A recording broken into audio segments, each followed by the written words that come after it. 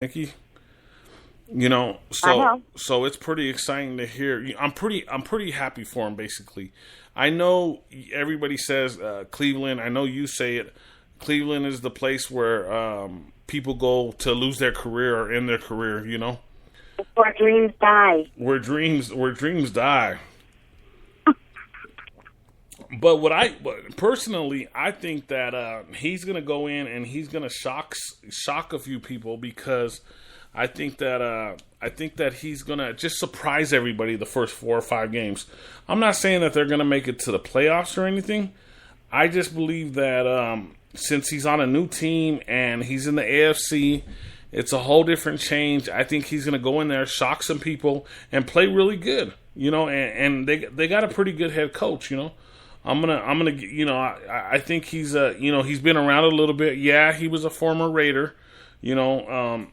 Everybody else could rib me for that one, but he does got a good track record. If you go back and look at the places he's coached and the people he's coached, he is a good coach as far as especially developing coaches. And watching RG3, he really looks pretty decent. Have you got a chance to watch him at all, Nikki?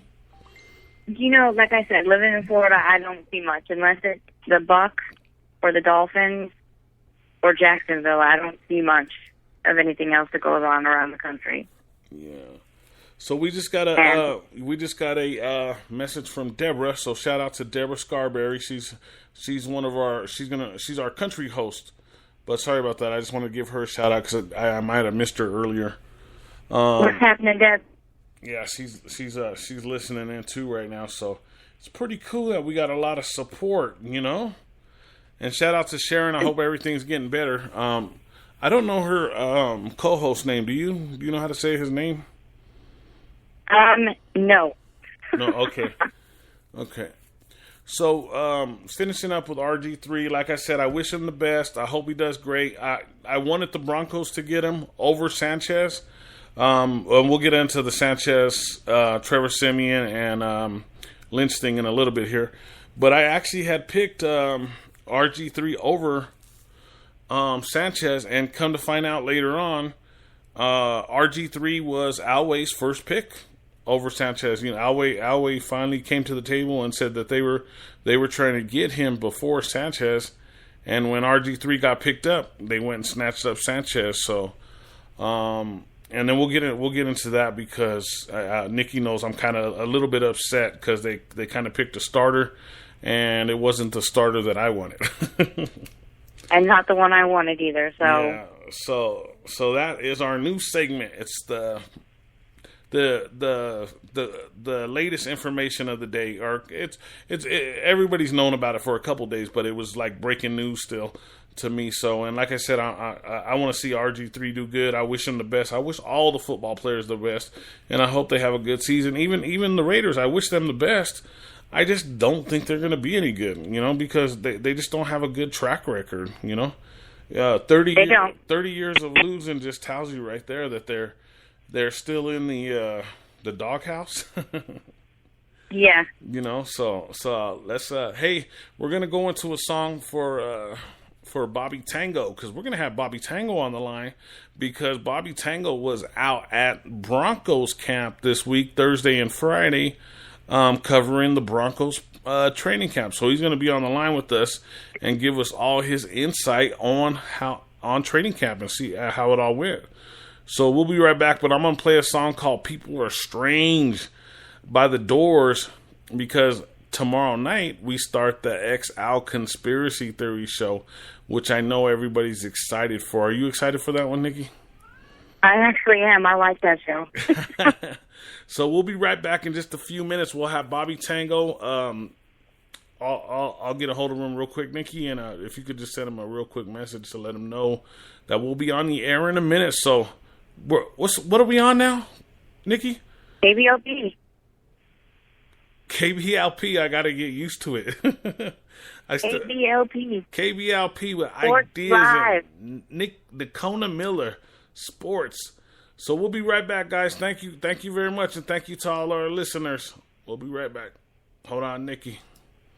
All right.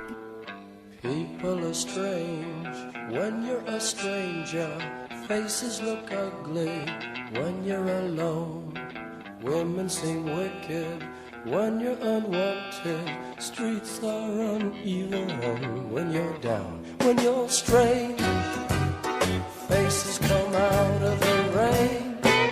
When you're strange, no one remembers your name.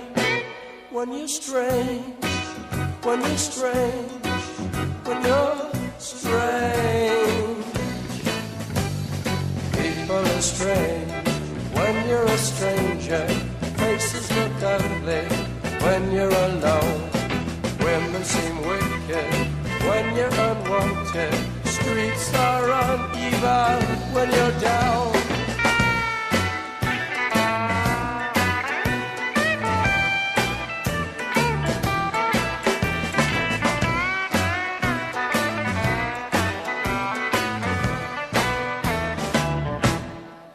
When you're strange, faces come out of the rain. When you're strange, no one remembers your name.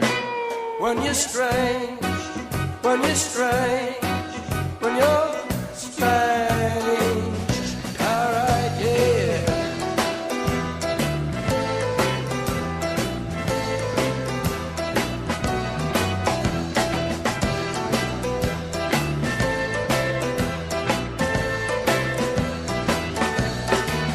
When you're strange, faces come out of the rain. When you're strange, no one remembers your name. When you're strange, when you're strange, when you're strange.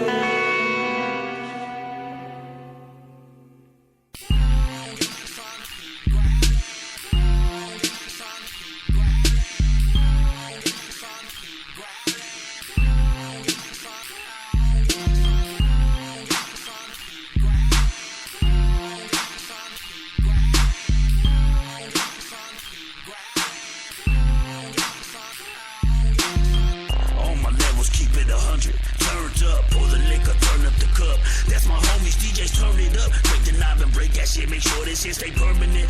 In this game, you know we take the tournament. Straight to Broncos ornaments. Always drunk and holy, bitch. Haters, kill yourself. I'm on my dock of Orgy the product grab the scorpion, the bastard high and glorious. Fat and ugly, but the big stay notorious. It's no secret, we stay victorious. There's only 3 on the track, but in the nutties, there's more of us. So fuck anybody who's waging war on us. Nutty black, killer rider warriors. Open up the road to kill the track, now it's historical. Soldier, bro, like my little brother who done a tour or two. When it rains, it pours on you. Take the thunder everywhere, it's portable. But I would rather keep with some bitches, that's normal. That's why I stay on my level, that's always more than you.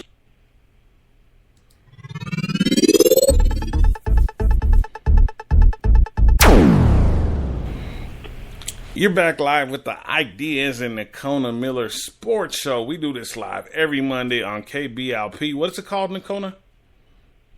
KBLP. KBLP. We're all trying to get used to it. We got our guest tonight, Bobby Tango, who's from the XL Conspiracy Theory podcast.